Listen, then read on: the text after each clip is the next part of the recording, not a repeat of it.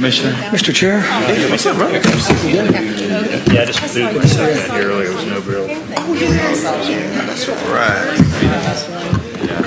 Oh, I want to be the left of that, Commissioner. Long time no see.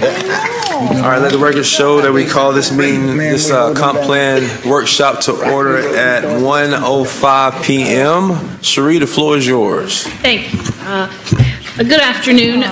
This afternoon we have the 18-1 cycle to review. We have several map amendments and text amendments. Before I hand it over to Artie White, who's our comprehensive plan division manager, I'd like to just give you a little layout of how we're going to go through things. Artie is going to walk us through the map amendments. Then a couple of the text amendments, give you an update on where the LPA stands when they met on their public hearing. Then I'm going to handle the amendment on the intergovernmental coordination, because we have to have some discussion between the city and county commission since there was some difference in the amendments that were initiated. I'm going to hand it then at the end back to Artie, and he will walk us through a summary of the community values feedback that we've gotten on the land use element update, which is currently in progress. So with that, I'm going to hand it over to Artie to start walking us through the map amendments, unless there's questions. Questions? Artie? Yeah.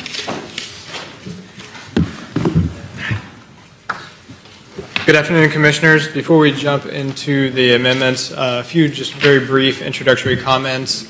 This cycle we have 10 amendments total. 4 of those are located within the city limits. 3 are in the integrated part of Leon County. And then there are 3 text amendments that would be considered joint city and county text amendments. We have broken down the number of large-scale versus small-scale amendments. When I refer to small-scale, that's anything that is 10 acres or fewer. And we talk about large-scale amendments, that's anything greater than 10 acres in size. This is the overall schedule. You'll see that we've actually gone through the majority of the process so far. We're now at the joint workshop. We'll come back on February 27th for the first public hearing. At this public hearing, we'll have the adoption of the small-scale amendments and a transmittal of the large-scale amendments. This is a little different than how we've done it in the past. Usually we transmit them all and then come back in that second public hearing we adopt them. But this actually gives us an opportunity to streamline the cycle a little bit. We think this is really a win-win-win for everyone. Essentially means that the large-scale amendments the small-scale amendments get adopted over 3 months quicker, and the large scales get adopted about a month and a half faster than usual. We think this is easier for the public to follow and keep track of the meetings for the ones they're interested in. It also streamlines some of the costs for advertising, and it means that the second public hearing will only have 5 amendments instead of 10. So we really think this is a huge win for everyone. When we evaluate comprehensive plan amendments, we look at 3 different criteria. First is the proposed amendment consistent with the goals, objectives, and policies of the comp plan? So we look at all of the elements, all of the policies, and look for consistency. We then, for a map amendment, look to see if what's being requested is consistent with the intent of the land use that they're requesting. So does this really further the intent of that land use? And finally, when we look at rezonings that will occur concurrently with those map amendments, we make sure that the intended uses are consistent with what is being requested. So those are kind of the parameters that we follow when we look at comp plan amendments. So jumping right in, I'll go through the ones that are located within the city first. The first one is Parkway Place. This is located off of Appalachia Parkway, very close to Albritton and Victory Garden. It's a shopping center. Many of you have probably seen it before. This was privately initiated by the representative of the shopping center. And this is considered small scale. It's 0.41 acres. Currently, we find that the back corner storefront of the shopping center is actually in a residential land use category. That has had the effect of the owner of the shopping center only being allowed to lease that storefront either to someone who wants to live there or a community service. So they've had a church there in the past. What they really want to do is be able to use that storefront for a commercial purpose. And so this amendment would allow them to use the entire shopping center for a commercial purpose instead of having kind of basically one storefront that doesn't match the rest of it. Looking at this, we've had a couple of findings. The site was rezoned from residential to commercial in 1984, soon after they built the shopping center. But in 1990, when we adopted the future land use map, the site ended up being colored on the map as residential. We didn't have as good technology at the time as we do now, and so we do find some of those mistakes. Unfortunately, what that means is considered residential. We did the residential analysis and find that the site does not meet the criteria for residential preservation, as you might expect. And so we're recommending that this gets approved. There were no public comment received on this item. So staff is recommending approval of it, and the LPA concurred with staff's recommendation of approval. I'll answer your questions if you have any. I move staff recommendation. Second. And this is on 201-802? Yes. Okay. Staff recommendation has been moved on the Petro South comp plan amendment. It's 801, 201-801. Oh, Parkway Place. Okay, on the Parkway Place, this is the one where the Domino's Plaza is? Okay. Yes, Commissioner. My wife actually leases a spot in that plaza. Mr. Attorney, do I have conflict? I would recuse yourself. Okay, I recuse myself then for that conflict. Because of that reason, Mr. Vice Chair, will you lead the county vote for me, please? And actually, today is just a workshop, so we're not necessarily taking a vote today, but this is to prepare everyone for the upcoming public hearing. Okay, so with that being said, Mr. Attorney, at the end, when we actually accept the status report and when we actually go through a staff recommendation, do I have to recuse myself from that vote as well? Okay, all right. That gives me time to practice. Floor is yours. The next amendment is fairly similar to the first one. Wait, one thing. We did have a motion on the floor. Do we have to take that motion? So I'm retreating. Motion's been withdrawn. Okay. Withdraw the second.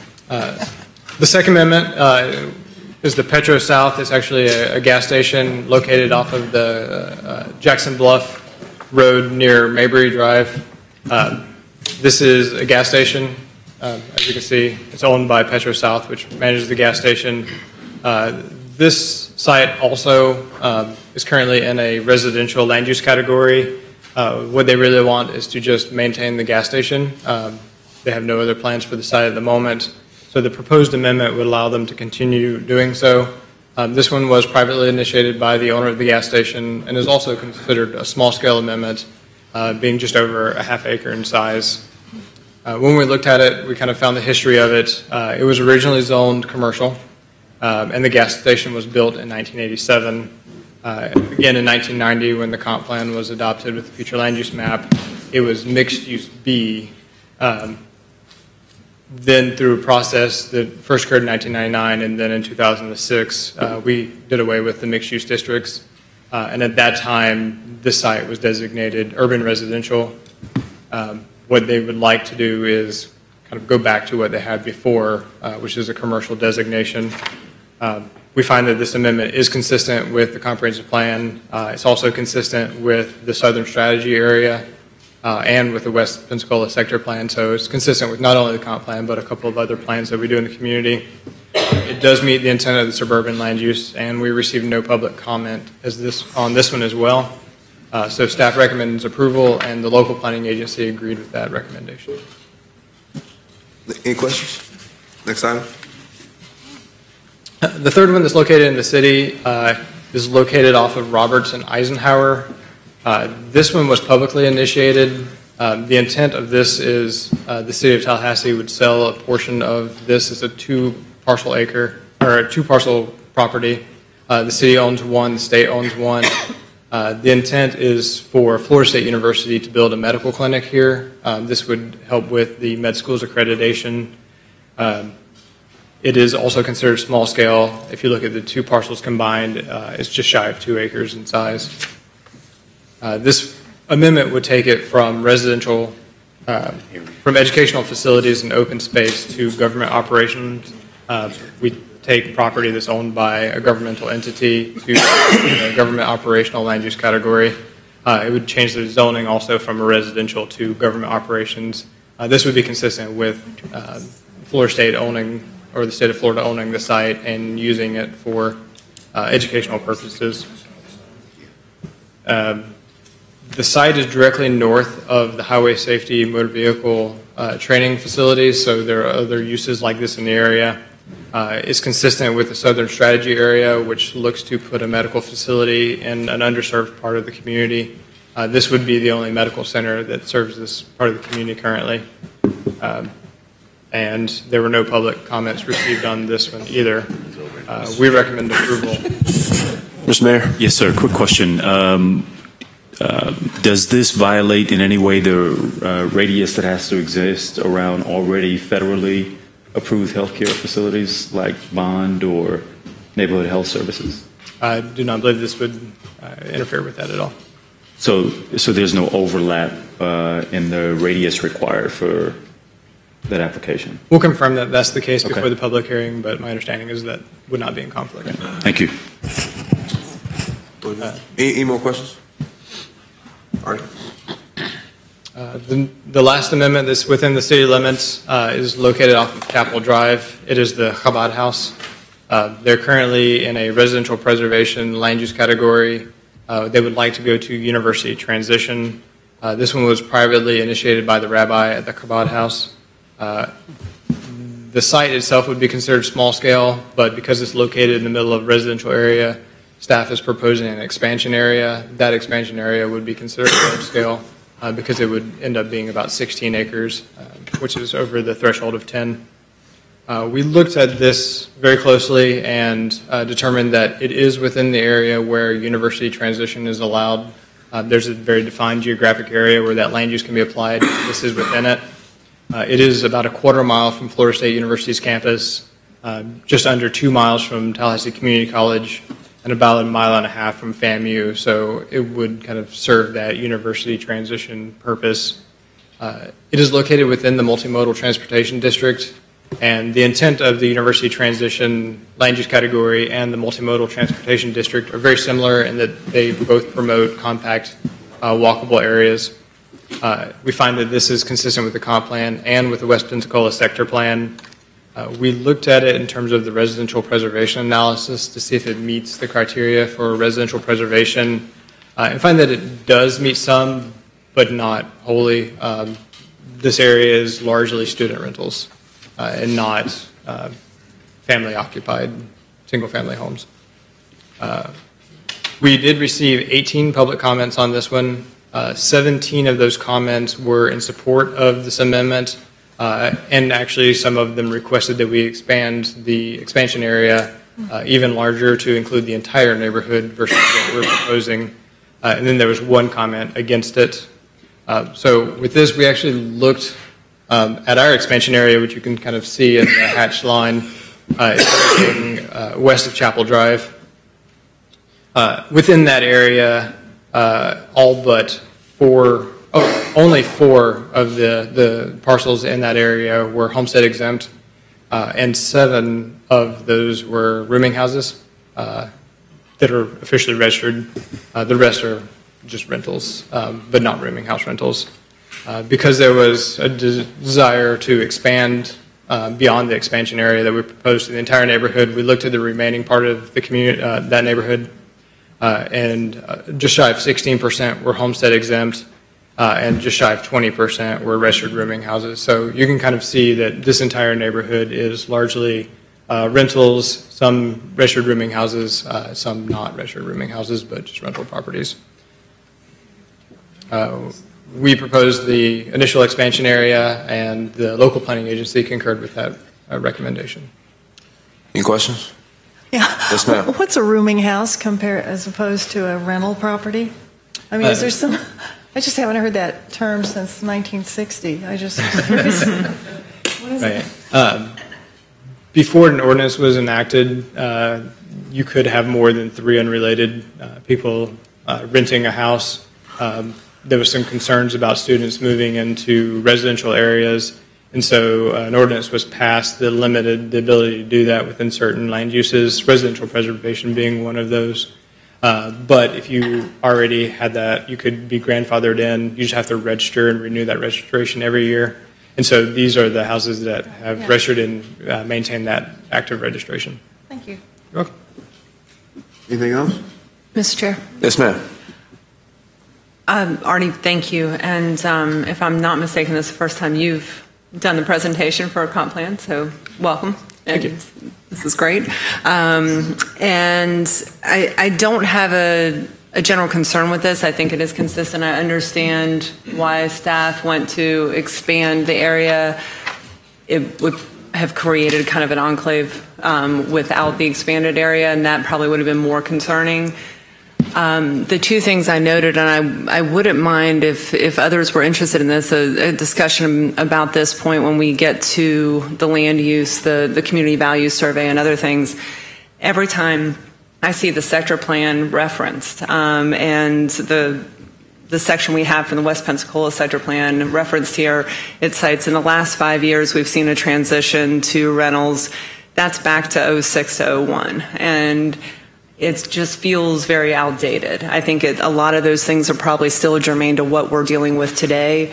But the Southern Strategy area, the sector plans, there was a lot of differences between those sector plans as they were done over the years. And I just wonder if relying on the sector plans so heavily when we do the assessment is in line with where we are today in all these different areas. So just that really stood out to me when looking at this area. And the fact that we're talking about affordable housing a lot. If we're looking at affordable home rentals for grad students or others, my hope would be there's still some houses there that are rented by students, and it's not just apartments. I mean, I think we have a wide variety of desires from student population. So again, this doesn't give me a lot of heartburn. I'm glad you included the assessment on the homestead and everything else. I think that was very helpful. But I think it just does highlight these issues that we've got with using older reports and older data. So, Mr. Chair, I just wanted to mention that in light of this. Thank you. Anything else? Thank you. Artie? Okay. We'll move to the amendments that are located in the unincorporated part of the community. The first one is at the intersection of Capitol Circle and Tram Road. This one was privately initiated by the owner of the property. It's actually kind of three little chunks of the overall property. It would be considered small scale. We looked at this, and there was a mine at one point. The mine is no longer active. The site is, for the most part, except for the three small pieces, in a light industrial zoning, suburban land use with light industrial. The property owner would like to take everything to just suburban with light industrial, so the entire site is one land use. They think it would be kind of easier for future redevelopment of the site and future use of the site if it wasn't two different ones.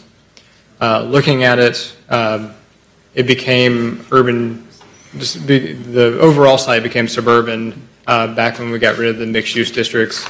That effort did not address urban fringe, so the few pieces that were urban fringe were just kind of left alone at that time. So that's what we would be doing, is taking the urban fringe pieces to suburban. The site is located within the urban service area, and there are infrastructure that would support this amendment. It's consistent with the comp plan. Just to the west of the site is part of the Southwood PUD, but that part of the PUD is designated for light industrial uses. So this is consistent with the overall site as well as the adjacent site. We received no public comment on this one as well. We recommend approval and to take everything that's urban fringe in the area to suburban, and the local planning agency agreed with that recommendation. Anything else? Any questions? Just a quick question. Yes, sir. Mr. Chairman, is this the parcel of land where the church is now?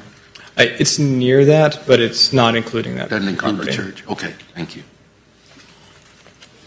Any other questions? Next item. Okay. So the next one is out East Mahan Drive.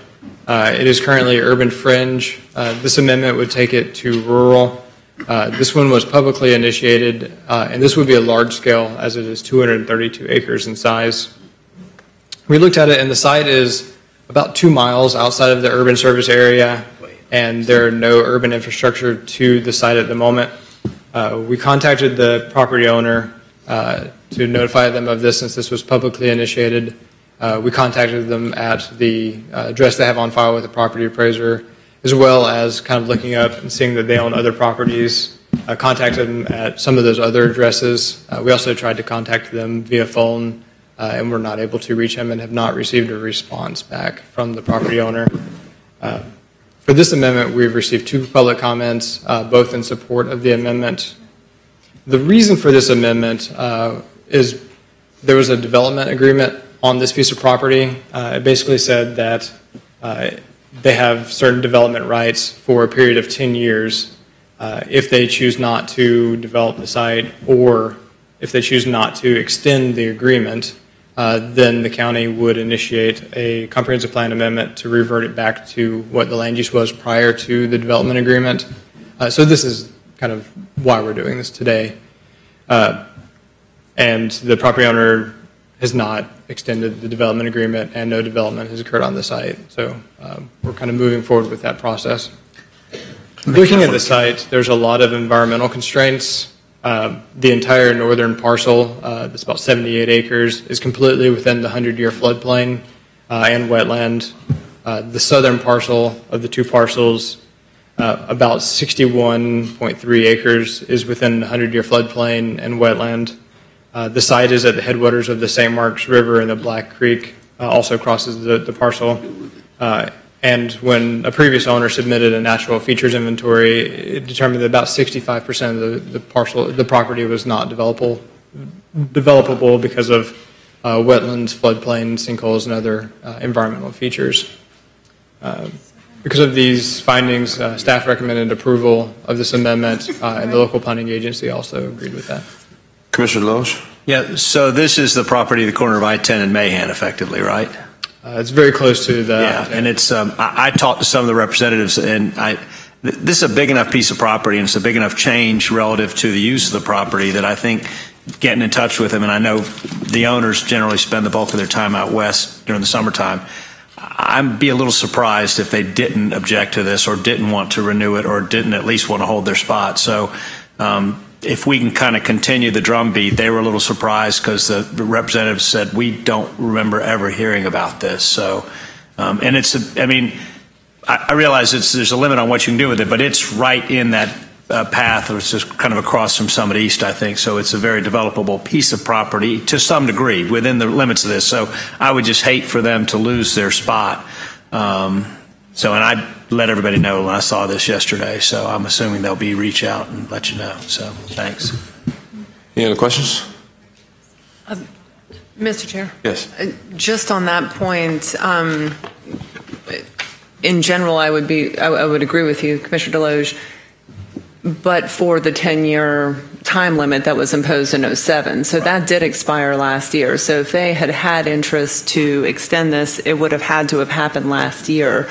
This is exercising that agreement that was made with the owners in 2007. Is that correct? That is correct. So I agree. I mean, a continued outreach, certainly getting their comment involved, but if they wanted to make a change now, it would be a new agreement moving forward because that 10-year time limit expired last year. So is that correct? Let me ask a follow-up question. Were we in conversation with them last year when the actual expiration date went by?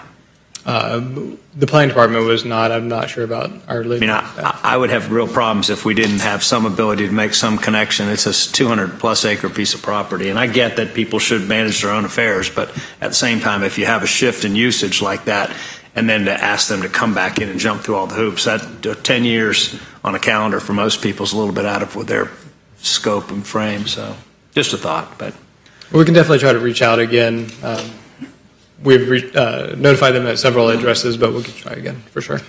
Okay. Thank you. Commissioner Lindley, were you on the floor? I'm sorry. I just wasn't sure if you had answered the question. If they were to reinitiate, would it be a new agreement going forward? They would have to come back into the process. I mean, I seem to remember this being a rather lengthy discussion 10 years when this was set up with some of the folks who wanted to keep it rural. So would it have to start over, basically, should they want to come back at this point? I'll have to defer to county legal on that. Yes, okay, thank you.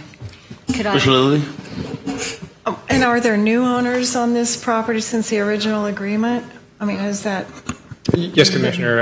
I believe Dr. Miley Myers, who owned it before, has passed away. passed away a year or two ago? So it's- Commissioner Miller? You know, in this piece, the main reason that all these stipulations were put in there was because of the fact that it's, you know, over 200 acres and significant, something like 75% of it is in the FEMA floodplain, essentially. And so the concern, and then the front part that fronts on Mahan is high, and there is a slope down into the wetland, and so septic tanks, there was a long discussion in the past about whether septic tanks would work and how would they work because of the slope and the flow and all that. And so that's how you got the result that you have in front of you, and that's how the stipulation came in there, that they had to be on sewer. So just a piece of history that might fill you in when you go forward with this, since it's in the county. And you might want to look at the map, because the staff's done a real good job of supplying us with illustrations of all of this that I'm talking about. Thank you. Yeah. Thank you. Next item. The last map amendment that's located within the unincorporated part of the community is it's off of Capitol Circle near Blairstone. It's kind of the best way to describe it. If you look at the map, you can kind of see where the VA hospital now is. It's the area that's showing up under construction. This site is actually kind of behind the Southwoods Publix, if you're familiar with that area. This was privately initiated. It's an agent who has a pending contract on the property. Is basically pending the approval of this land use amendment. This would be considered large scale. It is 30 acres in size. We looked at this. It is within the urban service area. Water and sewer connections are available. The site is about a third of a mile away from that new VA hospital that was developed in 2016. There's also been a lot of other activity in and around this site, or around this site. It is adjacent to some self-storage units. The first unit was built in 2008, with the second one more recently in 2013. It's also kind of right behind that public shopping center near Southwood that was built in 2003, and Burger King built in 2009. So the general area has a lot of activity occurring right now. The applicant has indicated to us that he has been shortlisted for state office complex construction. So if this moves forward, his intent is to build offices for basically state departments on this site. We find that this is consistent with the suburban land use category. It's currently urban residential 2, which allows up to 20 residential units per acre. The suburban land use has the exact same residential density, so there would be no change in that. But the difference is that suburban would allow that office development, and residential or urban residential would not. The site is also located on surrounded by on three sides by the Southeast Sector Plan. The north side is urban residential, but not part of the sector plan. And that sector plan says that it's intended to promote compact, walkable development near shopping, high-density housing, as well as offices. So we find it consistent with that. We've had one comment from the public. They stated that they were not opposed to it, but they were curious with it being next to them what they're allowed to do with their site. So we've kind of pointed them in the direction for some of that information as well. Staff finds this consistent with the comp plan and is recommending approval. The local planning agency agreed with that recommendation. Commissioner Richardson. Yeah, thank you, Mr. Chairman. Could you orient me as to where this is? Is this Is this adjacent to where they've cleared the land? Apparently, it must be for a multifamily development behind the Publix on Blairstone? It is behind the Publix on Blairstone. I'm actually not familiar with the area where they cleared. I'm not familiar with that, but it is directly behind the Publix are 2 self-storage units, and this property is adjacent to the self-storage units. It's off of Blairstone. Those storage units are closer to the bank and Burger King. But you're talking about off of Blairstone, directly behind Publix. Does it spread all the way to? Okay, thank you. Let's see if. Okay. So this is the public shopping center here. Yes. Here's the self-storage units here. Right. There's a Burger King here, and the bank is here. Right. That's And actually this not site Burger is King. approximately kind of this area. Oh, it's that right side. Oh, yeah. Okay. Yeah. Okay, that's a different site.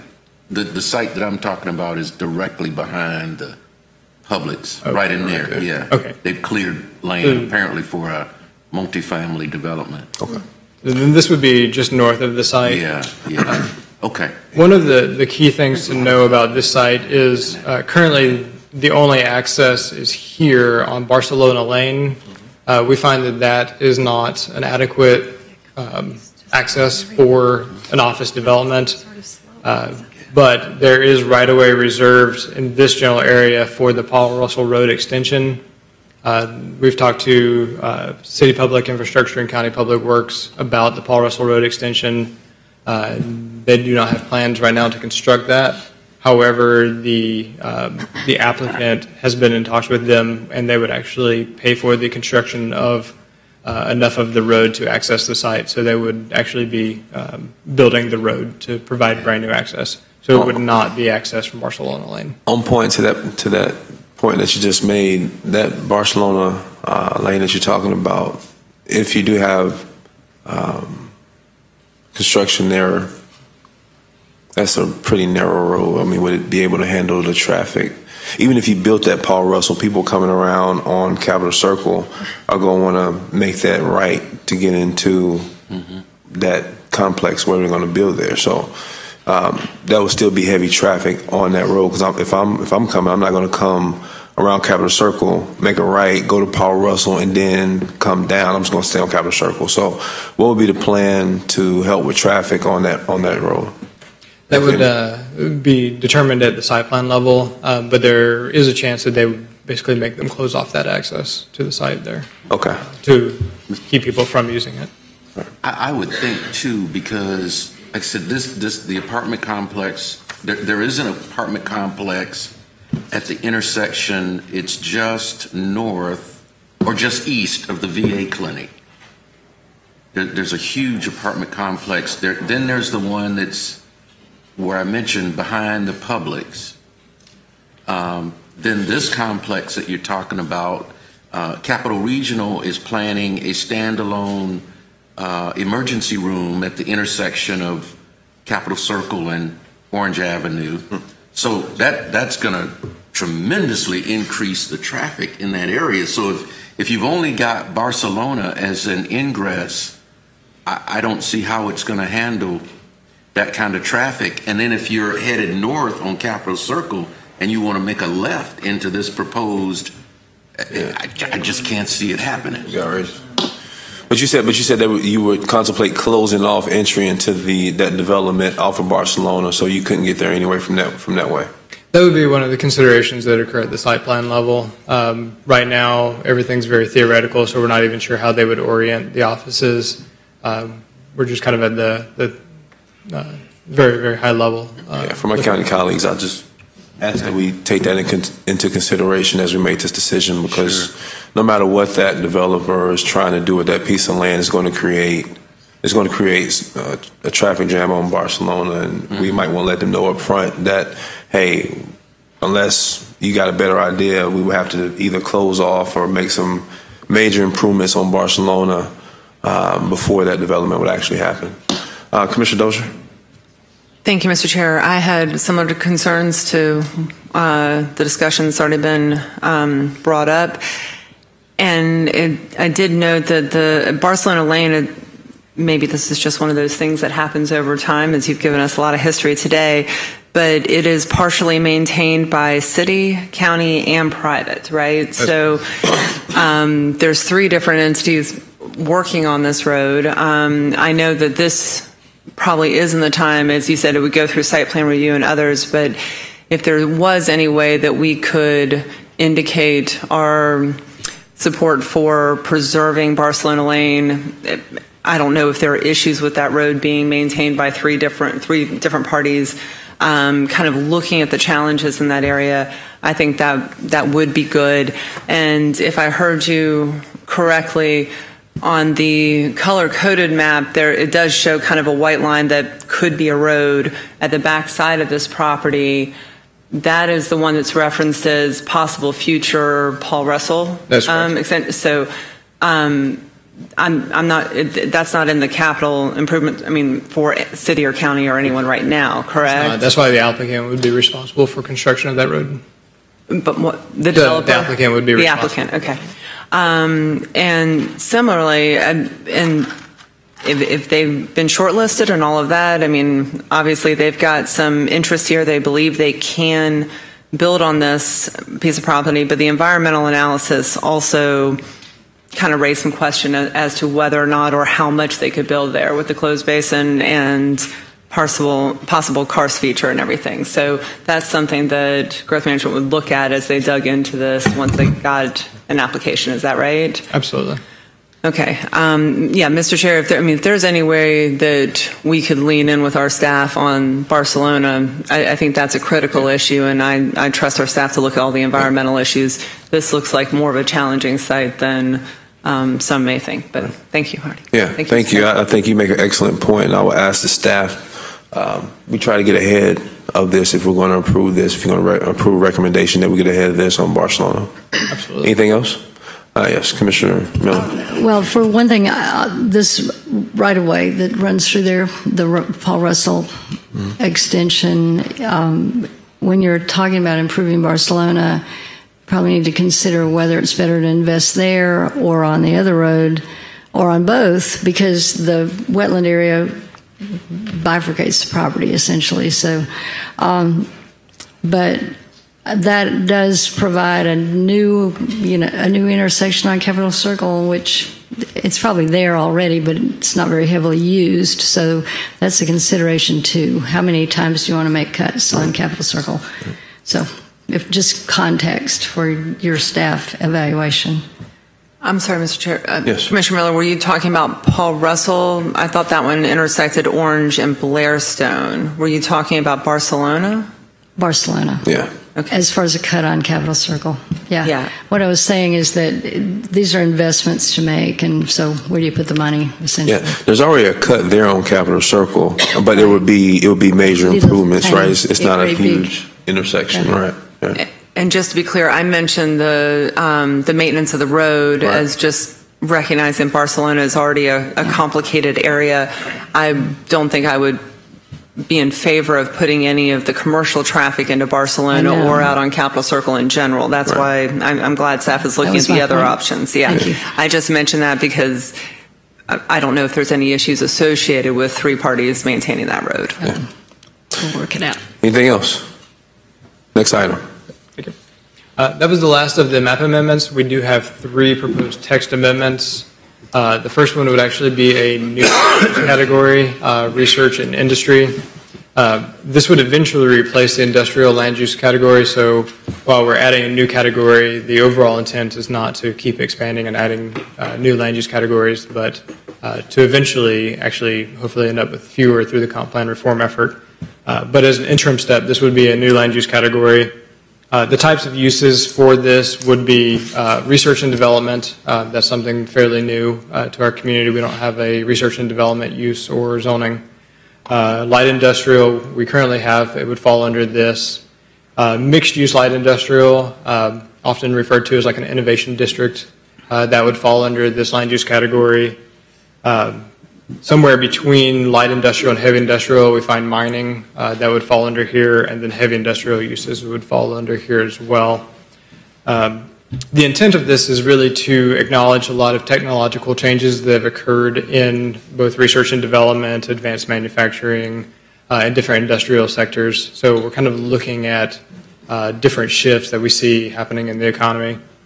It would help us coordinate the different demands on different uses that have it would help us coordinate the types of uses that have very similar demands on infrastructure, so roadways, electricity, water, things like that.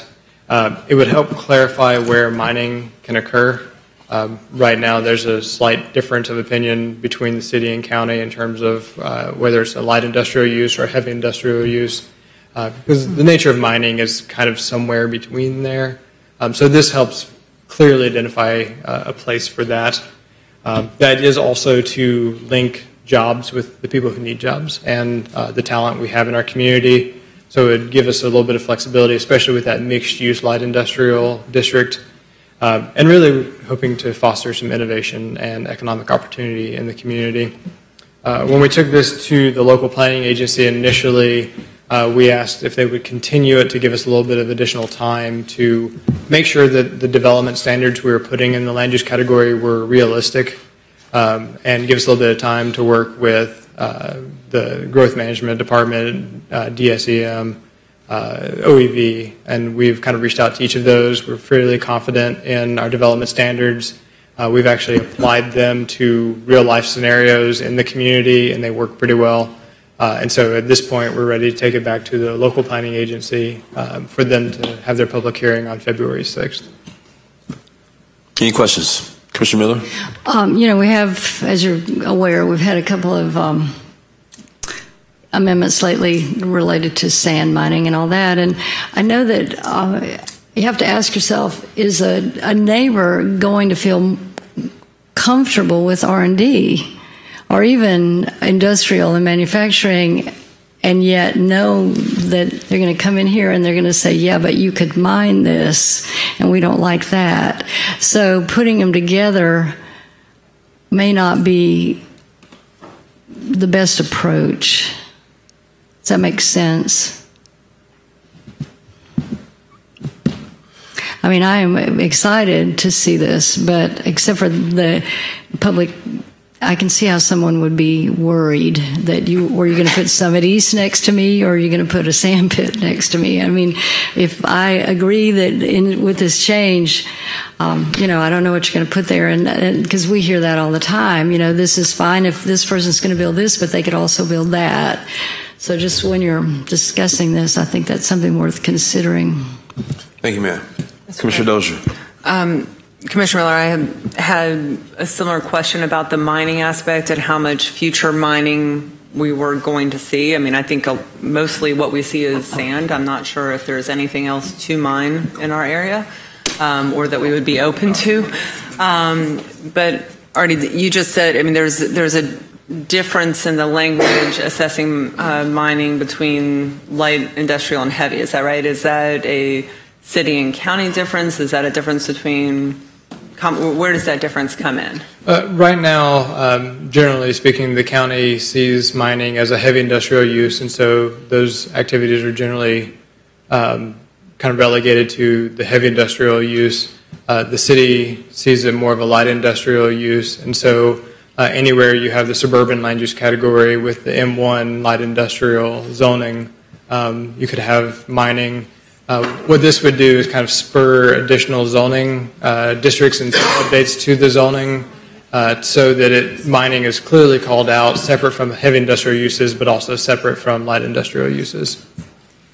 And if someone wanted to go into mining their property, they'd have to go through the rezoning process. So to Commissioner Miller's question, the three categories, though, research and industry land use would include mining within that category. So, and that you just touched on another question I had, that this would, if this change were made, you all would look at areas that could be grandfathered into this new zoning category or potential new ones. If we have a new industrial park out by the airport, for example, something like that, right? That would be in this new zoning category. So within that, mining would be automatically allowed. That would be an allowable land use in this category. Is that right? It would be allowed within the land use category, but they would have to be in the right zoning district. Okay. So if they were not in the mining zoning district, they would need to go through the rezoning process, which is also a public process. I just share your concern that everything you said about research and industry I support 100%. I'm glad you're working with OEV and everyone else. I picked up on the manufacturing development program ordinance that OEV is working on. All of that sounds good, and I think having more streamlined development process for those types of uses is really in our interest.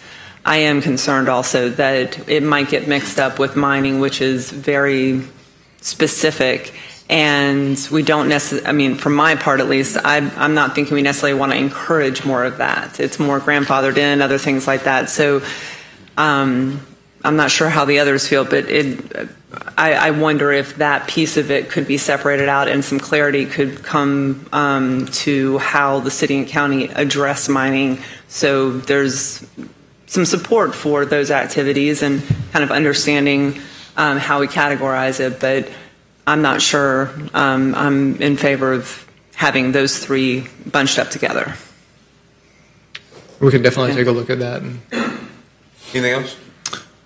Commissioner Daly. Thank you.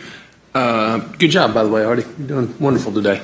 Okay. When we move forward, I would ask that you and staff stay in constant communication with the city attorney and the county attorney's office. One thing that I'm concerned about is that we have very strong ordinances on the books in regards to fracking.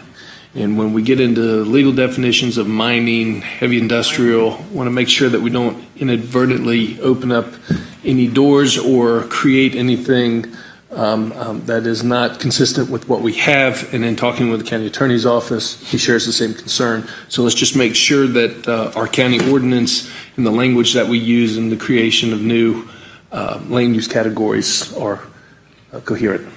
Duly noted. Mr. Chairman? Yes, sir. I just wanted to support Commissioner Dozier's remarks, particularly with respect to the mining. You know, we had that issue come before the City Commission not too very long ago, and we had an instance where a mine was located literally across the fence from a residential neighborhood. And of course, you know, the residents came and complained and didn't want it in their neighborhood. So I would have some real concerns with how we're defining mining. I had no idea that we were doing any more mining in Tallahassee and Lynn County either. Commissioner Dozier, I guess there is gold in the hills. But if we could address that issue going forward, and just note the concerns that we have about it, and those in the community that would find themselves, again, their residents located next to that kind of operation. Absolutely. Okay. Thank you, Mr. Chairman. All right. Next amendment. The next text amendment, this one's very procedural in nature. Every 5 years, the Capital Region Transportation Planning Agency, the CRTPA, updates their long-range transportation plan. They call it the Regional Mobility Plan. We adopt the maps from the cost feasible plan part of the RMP into the mobility element. Right now, we have the 2035 maps. Since the CRTPA board has adopted the 2040, we would simply be swapping out the 2035 maps for the 2040 maps. And we find that this is consistent, so we recommend approval, and the local planning agency agreed. Questions? None? Next amendment. Okay. And for the last one, I'll turn it over to Sheree. Thank you, Artie. So this is the intergovernmental coordination element of text amendment. This is our last one in the cycle to consider today, and then once we finish this discussion, I'll hand it back to Artie so we can go over the community values responses from the outreach. I'm sure you'll recall in the last cycle there was a fair amount of discussion about the voting procedures, whether both jurisdictions are needed to vote on comp plan amendments, text amendments, or if it was the jurisdiction in which the the map amendment was located. So as a result of that, we came forward at the end of last year looking to discuss that and looking for some clarification. The intergovernmental coordination policy and objective 1.8 is where this is discussed, and so that is what you see changes. What I want to first do is show what the county commission adopted and then the city commission. Then we'll hit a couple of the factors to consider and then have a discussion between the two. The goal of today, we didn't take any draft language to the local planning agency because we needed to first, as a joint body, discuss what the what text should be going forward, if any, to the LPA. So that would be the goal today.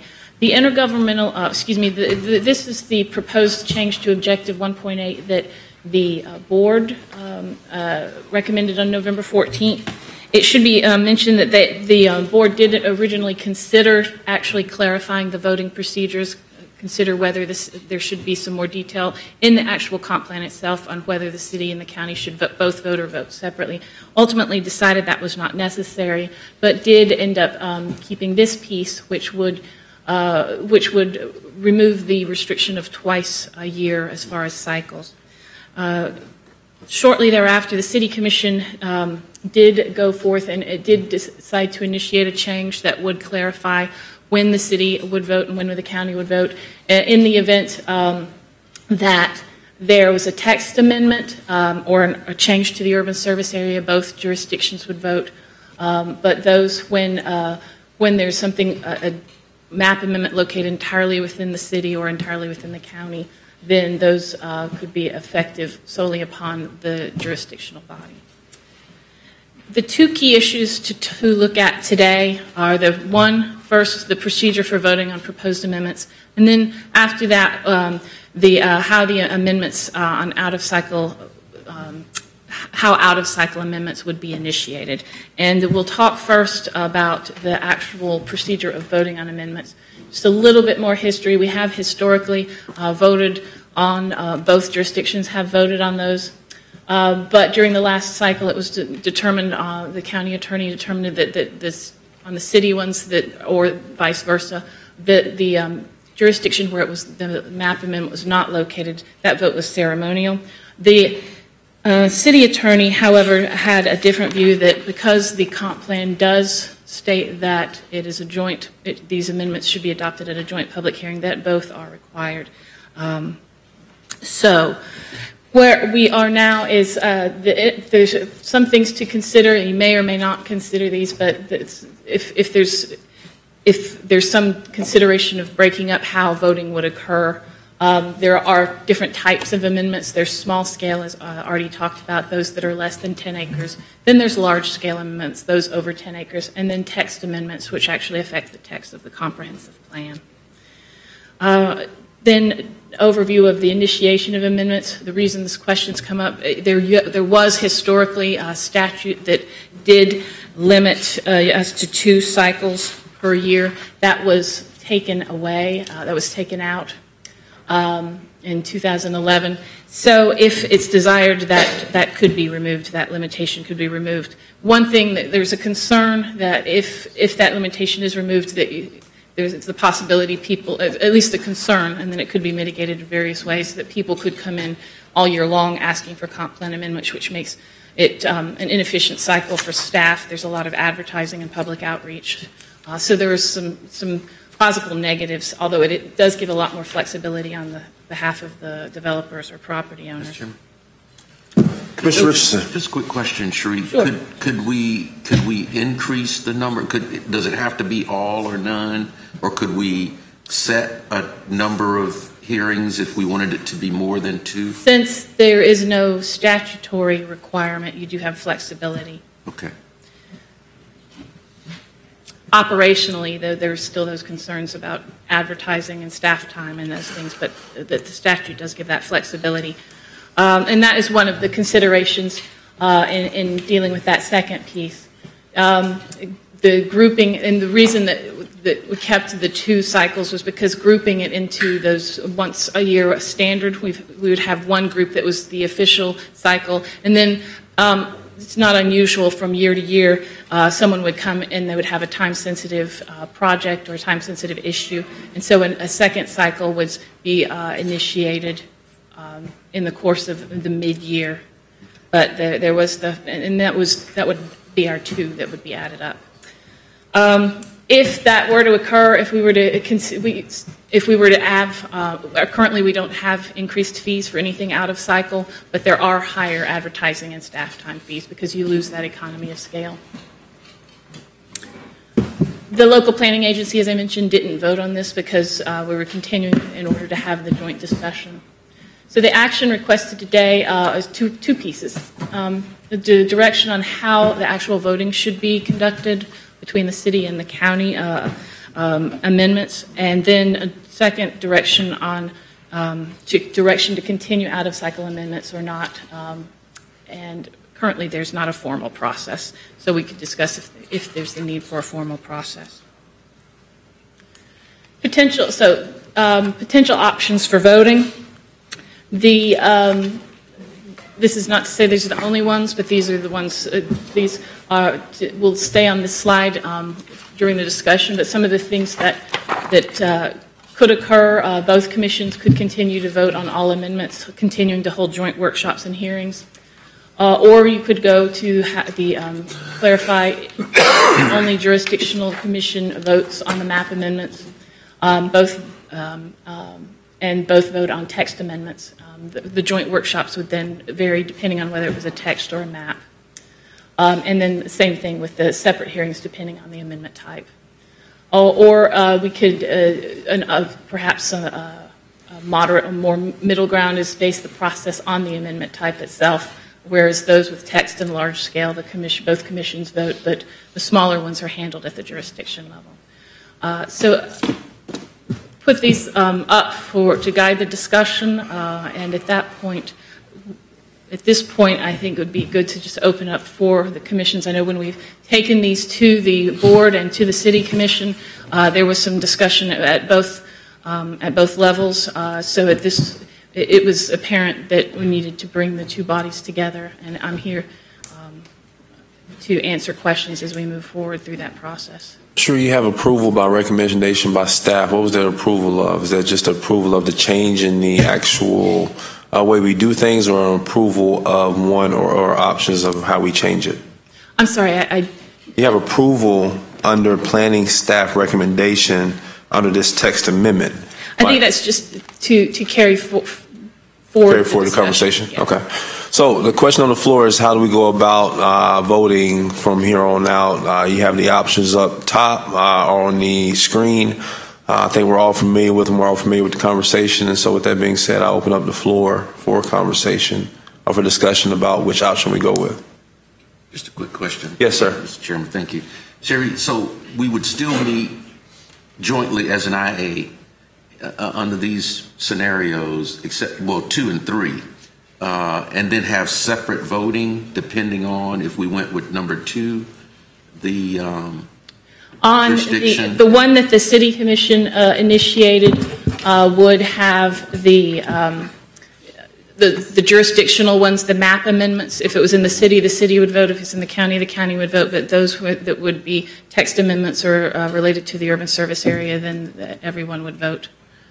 Yeah, I think the question, I had the same question, Commissioner, is will we meet together like this, or will we meet in two separate bodies? And we could continue to, regardless, we could continue to have the joint workshops, and that was what's happened in the last cycle, even though the County Commission was advised that that the voting was optional. There was still the joint workshop so that the discussion could occur, and the vice versa could continue to occur. And that came up actually during those discussions, that there's value to hearing something from the city or the county, even if they aren't voted on that particular amendment. Right. And so that was a theme that came up in both the city and the county discussions separately. Does that answer your question, Commissioner? Yes. Yes. Yes. Okay. Thank you. Commissioner Lindley, and then followed by Commissioner Miller. Right.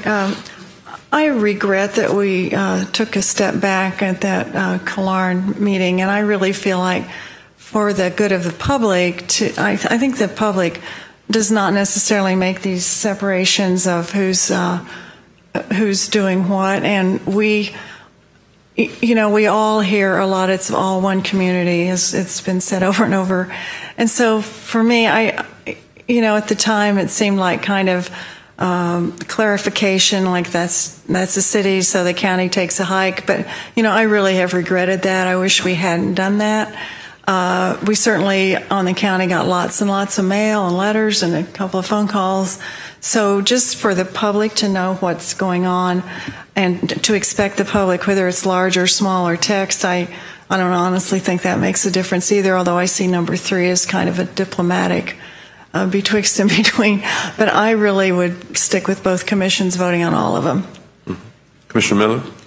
Well, I really echo Commissioner Lindy in a sense, but because and my preference would be number 3. I think that given the small scale amendment process, I think for us to just deal with those separately is fine.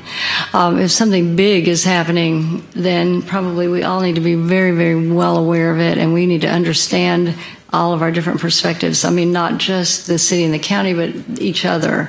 And so I hesitate to draw back away from not doing joint work on planning for this community in any form, but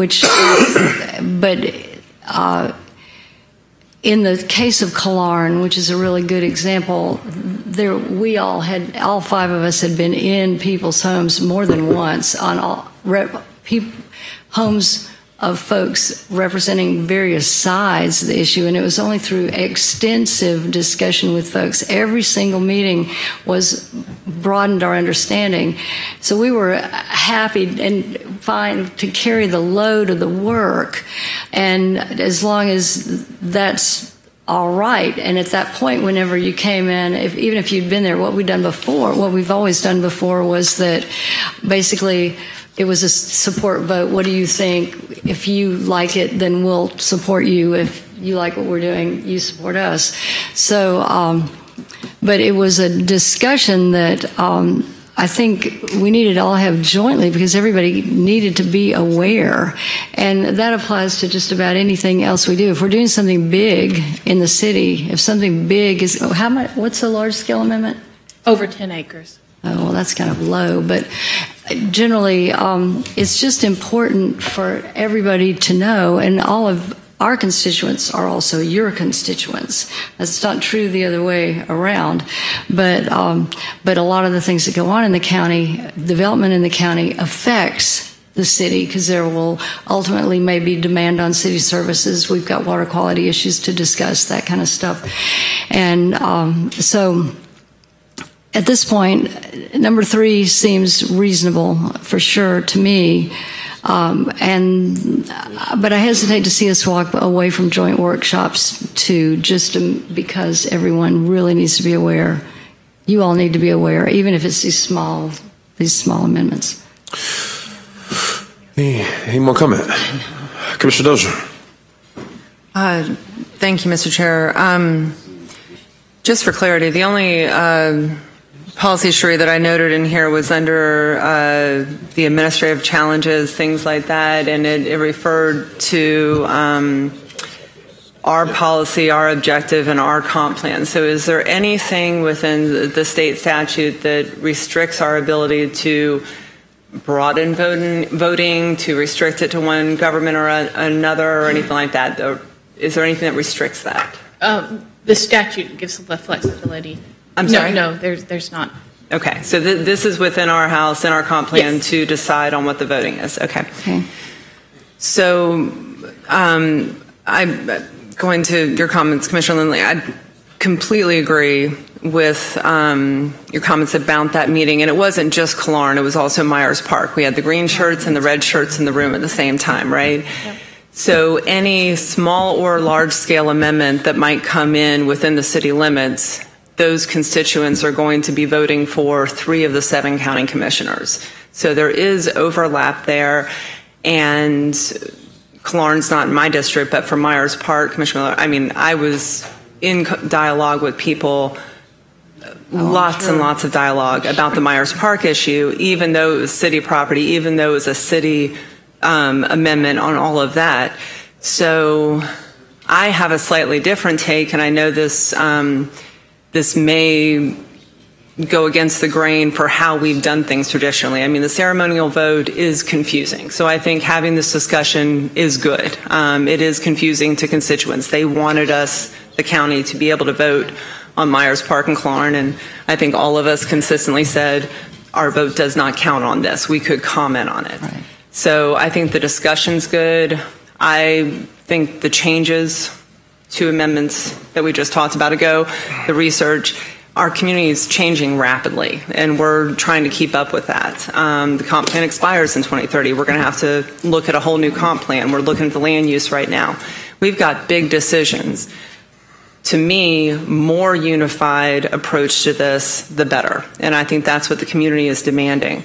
And I completely understand that what happens in the rural area, and frankly, regionally, in our other counties, what happens in Jefferson and Gadsden and Wakulla County, this is why we work together at CRTPA, it affects Leon as well, and we affect them. So there are some cross-jurisdictional effects, and we need to stay in dialogue and have a working relationship. I think there is something unique, and this is not true for all states in the country. Sometimes just those in the unincorporated area vote for your county commissioners. Here, city residents vote for county commissioners as well. So to me, this adds another challenge, that how do we represent our constituents when we come to land use issues? We're voting on text amendments. We're voting on other things, roads, infrastructure projects, blueprint, that do have direct correlation to these types of comp plan amendments, small or large, that come up. I'm not sure that the city, I'll recognize this, is really going to be interested in going to another extreme, but I would rather see us be able to vote where we have constituents. And I'm not saying separating the county commission, but we do represent the city as well. In lieu of that kind of next step, allowing us to vote on city amendments, I would say, and I think this is where the discussion kind of ended up here at the county, if the rules are already in place, it has been ceremonial votes, getting some clarity for our constituents on that is fine, but moving forward in joint hearings, working together as much as possible, I don't see why we would want to change any of that and start going backwards. I think we need to, if anything, push this forward to more collaboration. Are you on point, Commissioner? Yes. Very quickly, please. I think that we ought to have to make the case to you. If we had worked an issue and came here, and we should have to convince you that that's the right direction. Yeah. So I don't have. I mean, I came into this in 1992. I've been doing this a long time, and I, as an outside advocate, felt it was very important to be able to lobby everybody about a position, and so I'm perfectly happy with it the way it is. You know, we needed a discussion about it to get it clear, to make it clear what our rules were, and I think that's where we are now. But basically, I'm fine with that. Commissioner Daly has the floor, but Commissioner Lilly, on point real quick. Yeah, just one comment about number 3. I don't think we can necessarily count on small-scale issues being less interesting to the public, you know. So, no. I mean, for that reason, was less than 10 acres. Yeah, for that little teeny reason, I think I'd just either go with one or. Just real quick before you come in, I'll be really brief. Where I sit right now is very simple. I kind of like the amendment that the city has written, and if I had to take a vote today, that's where I would be. But if the city's willing, and the rest of the commission is willing to entertain Commissioner Dozier's thought that district commissioners plus at large is actually that vote not be ceremonial, but it be actually a vote counting against, I'll consider that too. So either way it goes, that's where I am on those issues. Commissioner Daly? First of all, I think that we need to remember that today they're looking for direction. We're not taking a formal vote or anything like that. And I think the message is loud and clear. To my colleagues on the City Commission, we had a great conversation at our last county commission meeting about the willingness and the openness to take formal positions, whether ceremonial or legal, on the comprehensive plan amendments. And from what I can tell today, everybody's on board with that we want to be at the table. Everybody wants to talk the whole 9 yards. I'll be honest with you, my concern is with the number 3, and it's a jurisdictional issue. By law, we cannot delegate legislative authority out in the unincorporated areas, whether it's a large scale, small scale, or a text amendment. Can't differentiate. And so I think there's still jurisdictional issues that need to be worked out. I agree with the chairman. I think the city proposal is a great proposal to start with. What I would recommend is let's provide the direction. I think we're a lot closer than we think we are, and we just allow the city attorney and the county attorney to sit down. They've heard this discussion. I'm looking at Lou and I'm looking at Herb to sit down and basically come up with some proposed language with the planning staff to bring back for ratification. Thank you, Commissioner. Commissioner Daly. And clarify some of the jurisdictional issues as well, and how would it work? How would it work? Commissioner Deloge. I'm good. Yeah, everything. Commissioner Dozier, final comment? Unless we have, I'm sorry, Commissioner Richardson and the mayor. Mr. Chair, just to clarify, I'm not sure it would be appropriate to single out 3 county commissioners to vote on something. I wasn't suggesting that. Okay, I was that's right. where I was going to go. Yeah, Okay. I was suggesting that 3 people of the county commission are elected by any area of the city that might have a small or large scale amendment, right? So I do agree with Commissioner Daly that I would need to hear more from legal counsel, our attorneys on both sides, about the unincorporated area, because they do not get a vote on city commission. That is a completely different jurisdiction. Again, as I said, I mean, we have common issues. This is why we work together, have a unified comp plan, all of that. But my concern is more about the constituents that are voting for me in Myers Park wanting their elected representative, and Commissioner Lilly and Commissioner Maddox as the at-large representatives, to be able to vote on something that is of concern to them. Now, sitting at the table, having a conversation, being able to raise concerns, that may be as far as we can go. I wasn't sure if the city would be even willing to entertain any discussion beyond that about city and county both voting on city amendments. I just wanted to make the point that I think we are going to continue to see issues, and you're absolutely right that small scale can generate a lot of concern where a large scale might not in some cases. So this is not large or small. I think working together is the critical piece here and not going backwards. Thank you. Understood. Commissioner Richardson. Thank you, Mr. Chairman. You addressed the issue that I was going to bring up. I wouldn't want to see us develop some bifurcated system like that where you're bringing people in and out depending on the vote. That gets confusing for us. It's certainly confusing for the constituents that we represent.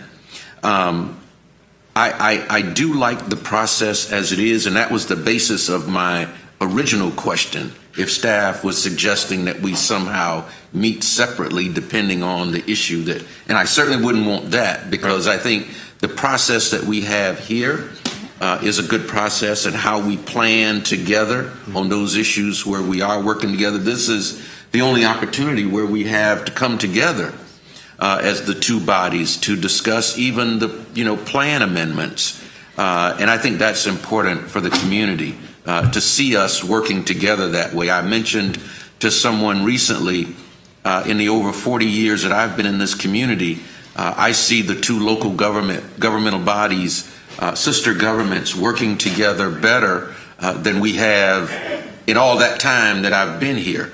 And so I certainly would want to see that continue. Taking into consideration the issues you raised, Commissioner Daly, I think we could, give that issue to our legal counsels, let them work it out, and then come back to us with some recommendations that we could consider and potentially adopt going forward. Is there, I'm sorry, I have the mayor in queue to speak, but just for a point of giving staff some direction, is there any any objection to what Commissioner Daly has suggested and Commissioner Richardson has. Okay, Mr. Mayor? Yeah, I do object because I think we're having this conversation because of a extraordinary legal opinion that allowed one part of this body to walk away from what were some pretty critical and controversial votes. I am in favor of maintaining the status quo prior to that determination having been made. And I think for a lot of the obvious reasons that have been stated, you know, a lot of folks don't make that delineation between city, county. The flow goes both ways. Development that happens outside of the city limits obviously impact what happens inside the city, and frankly, vice versa. So I benefit from a lot of the wise conversation that folks bring to this table. And frankly, I'm not clear why we would frankly deviate from what has been the status quo position of this joint board. Commissioner Dozier? Thank you, Mr. Chair. I had one question in the asking our staff, our county and city attorney, to come back to us with recommendations. I thought that's what we did, and we have a difference of opinion, and now we have to discuss that difference of opinion, whether or not we need some clarification here. I will say, I think I take some issue with the extraordinary legal opinion, Mr. Mayor, with due respect, because my understanding, and as county attorney, maybe this is appropriate time for you or someone from the city to weigh in on this. I think, not having been in those conversations with the chair or the vice chair before that joint comp plan meeting, but I think there was some question as to if our vote was ceremonial, do we need to stay for the public hearing? Right. And the answer was no, because the votes are ceremonial. Right. And so those rules are already in place. Even if historically we've always taken the ceremonial vote, it is ceremonial. Even if there was misunderstanding by citizens, it was always ceremonial. That is the status quo. And I believe that's where your recommendation came down, that we didn't need to amend the language to this piece of it at all. We could just, if we are comfortable with joint meetings, and if we wanted to say any future meetings, ceremonial vote or not, we're all going to be in the room. That sounds like where we're going. And if that's the case, and this backs up what you just said, Mr. Mayor, if that's the case, we're both in the meeting, then we just make that commitment, but we don't need to change the language. Was that what your recommendation was prior to the holidays? Yes, and the only thing you really do need to get, we really do need to address is the limitation on two comp plan amendments a year. That ought to be stricken from the comp plan so that you have the full flexibility. Sure. And after that, you could just continue the way you have always done it. Okay. And with Mr. Chairman. Lou, I'm sorry, you all had a difference of opinion, and I wanted to circle back to the 2 cycles later, but this discussion, so you all had a difference of opinion, yes, right? The city attorney's office has a very different perspective on this. You have statutory authority under the Florida statutes for coordinated planning between the city and the county for the comp plan. So there's clear statutory authority. The city and the county entered into a interlocal agreement back in 1987 where we said we would have a single comp plan and we would have coordinated planning. You have a comp plan now that says it is a joint comp plan that will be amended at a joint hearing. In fact, taking the approach that the county is not going to participate raises the prospect of an attack on the validity of any of the amendments. So there is a very clear distinction. Now, city attorney's office, county attorney's office have met on this. The statutory authority is clear. The interlocal agreement is clear. The distinction is the interpretation of the existing comp plan. Mr. Chair, one follow-up question. Thank you. So the city's perspective then, if I'm hearing this and what I was reading is correct, is that for the history of the comp plan, going back to 87 and 91, this has been an issue hanging out there that we simply never addressed. Well, for 25 years, the city and the county both voted. They voted on all the amendments. Would you agree that the one body was ceremonial in nature? It's the city's position that all votes were binding. I mean, every Well, one, yeah. Yes. Over the course of the years, if you talk to staff, there may have been some different interpretations, but one comp plan, amendment procedure at a joint hearing, for 25 years you both voted. So I think we need clarification between the staffs. I think the attorneys should sit down and figure this one out, because there's and again, we're not taking any legal positions today, and we're not taking any formal votes, but there's obviously a strong difference of opinion between the two legal offices, and it doesn't hurt to let them get on the same page. Definitely. And there Mr. are Mayor. other provisions, by the way, in that same interlocal agreement that seem to say you have jurisdiction in your own separate area. I mean, it says the Leon County Board of County Commissioners shall exercise its planning authority within the unincorporated area of Leon County. That's in that same document. I have a hard time saying that you could have a comp plan map amendment in which the city commission votes 3-2 against and the county commission votes 7-0 in favor, and that loses 9-3.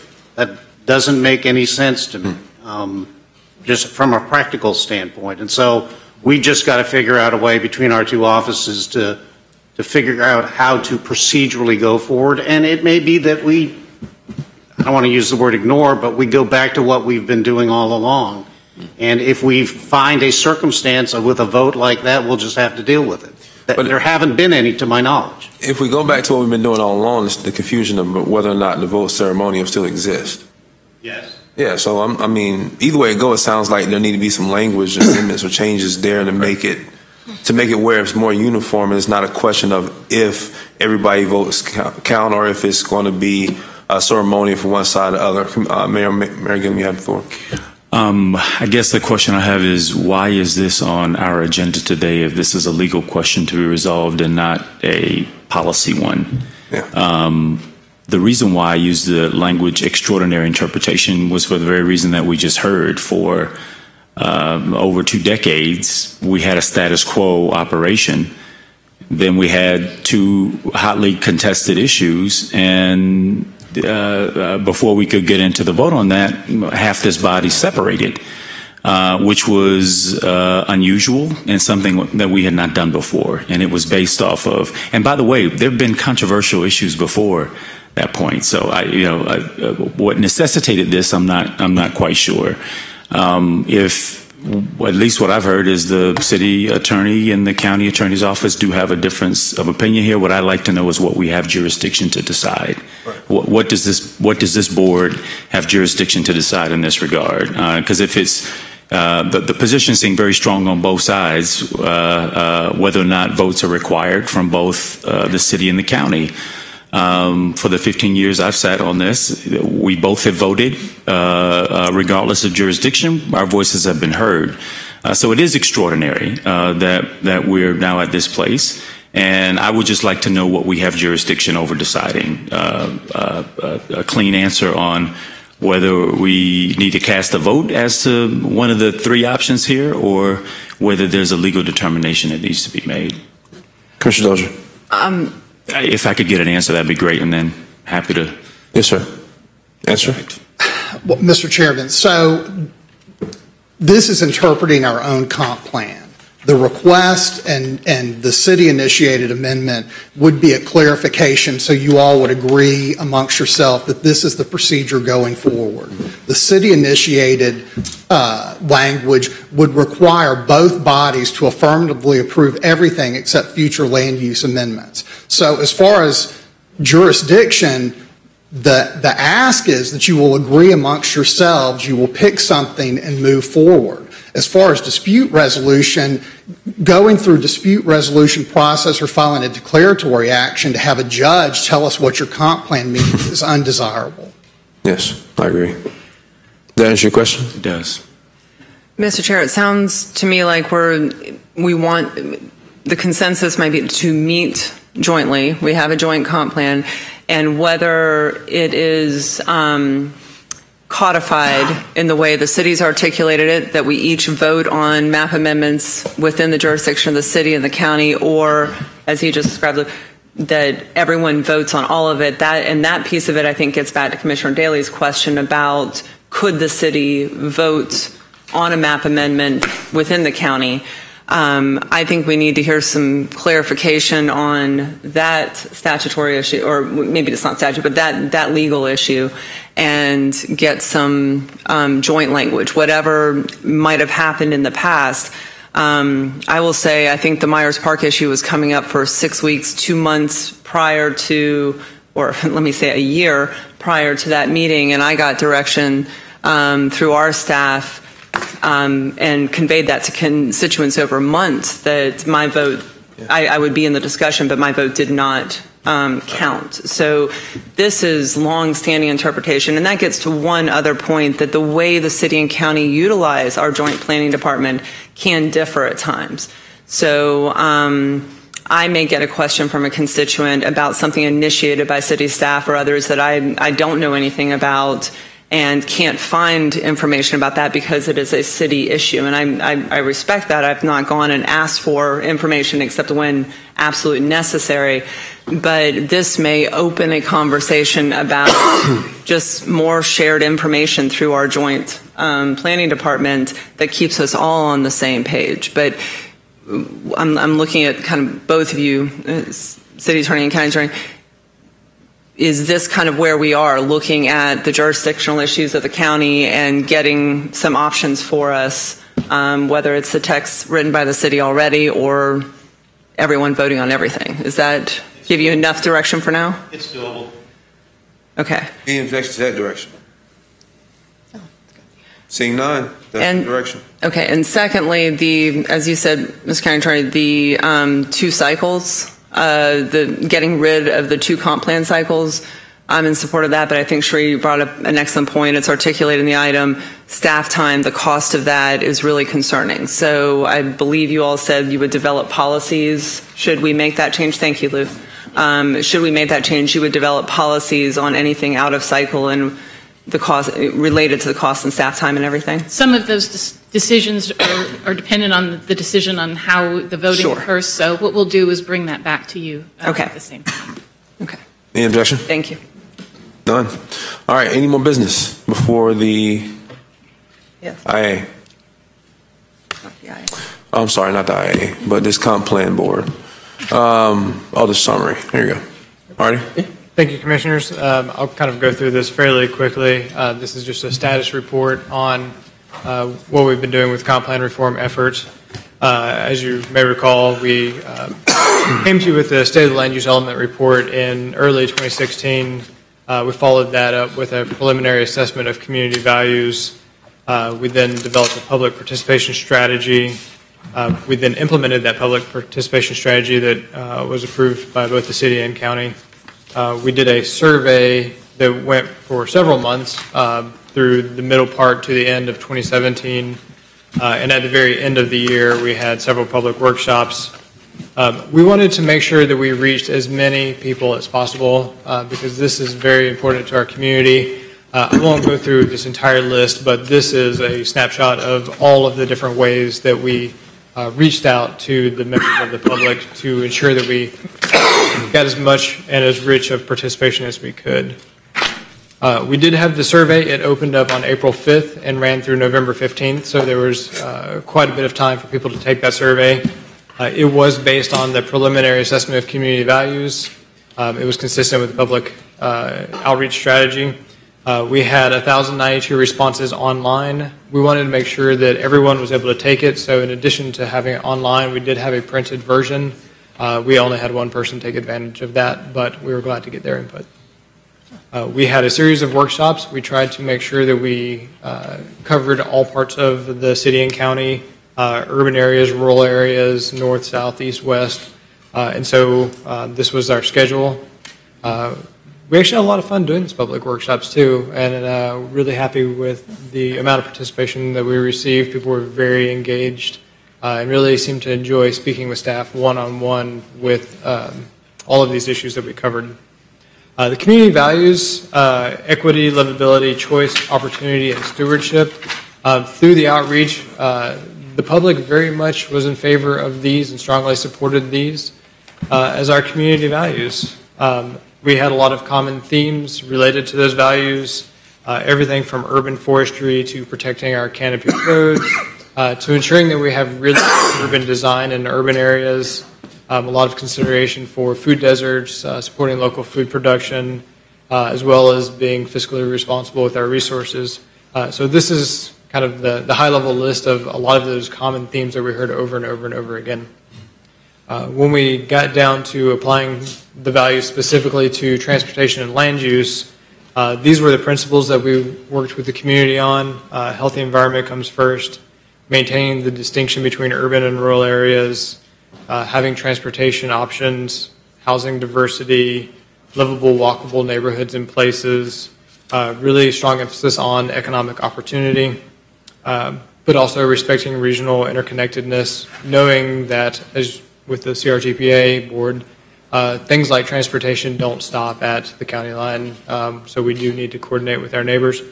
And having healthy communities kind of defined very broadly now, but something that will be refined down as we look at objectives and policies. Community very much bought into these principles as well. A lot of strong support for it.